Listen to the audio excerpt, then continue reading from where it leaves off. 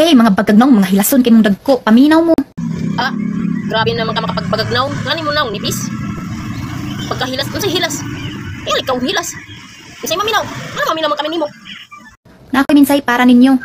Kamu gi-underestimate mi ninyo mga OFW. Oo, katabang lang bitaw mi diri. Tigkus ko sug inidurot, tig hugas og lubot sa bata. Eh unsa naman karon, at least among trabaho marangal. Kinsa man tayo naging sa imo nga dili na marangal mo pahanggi. Bisan taga-kuskus kag inudurot, taga-hugas kag lubot sa bata. Wa ilabot sa imo. Kami naging sa imo trabaho di marangal. Ngan man day. Trabaho ng construction, di ba marangal? Di ba marangal sa nang trabaho ng construction?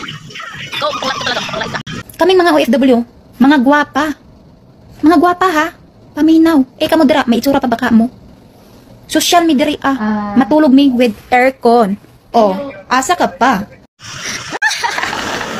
Mga gwapa daw ang mga OFW. Oo. Gwapa, asa dapit. Asa dapit madam kikay asa dapit ang imong pagkagwapa. O kami ara bisan di kami gwapa, wa mi gindaot, ha. Bisan dili kami gwapa, wa mi gindaot, ha. Kanya, oo, naka-aircon ka. So, asa pa kami laman. Dili kami naka-aircon diri pero wa mi gindaot, ha. Dili kami nakahapak o ara naka-electric fan lang kami. Ara electric fan. Dili kami naka-aircon. Asa ka pa? Kutis artistahin yarn. Gwapa. Kay bugnaw among tulugan. Gwapa. Mga hilason. Mga hinawayong dagko. Murag mga gwapa. Katalite lang agi.